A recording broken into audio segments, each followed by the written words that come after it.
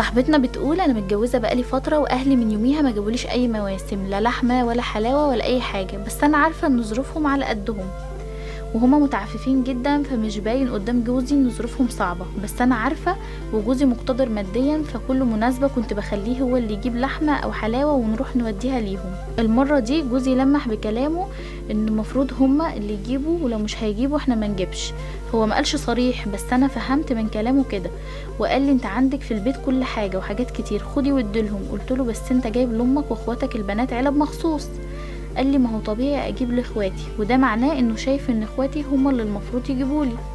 وانا سكت ساعتها ومرضتش اتكلم تاني، وزعلت ومرضتش افتح الموضوع تاني ولا هفتحه، بس حاسه اني صغرت اهلي في نظره او بينتله انهم محتاجين، وده مضايقني. هل انا كده غلطانه والمفروض اصلح الموقف ده؟ بصي انا هقولك، المفروض انت عارفه ان اهلك مش مقتدرين او معهمش ان هم يجيبوا، دي خلاص مش لازم بقى ان انتي تروحي تقولي له مثلا تعالى جيب لاهلي وادلهم او الكلام ده، لا خلاص هم مش مقتدرين ان هم يجيبولك، وجوزك ربنا كرمه فبيجيب لك وحاجتك موجوده في البيت، خلاص مش لازم بقى انتي اللي تقولي تعالى نجيب. هو لو ما جابش من نفسه خلاص مش المفروض ان انتي تطلبي منه ان هو يجيب لهم.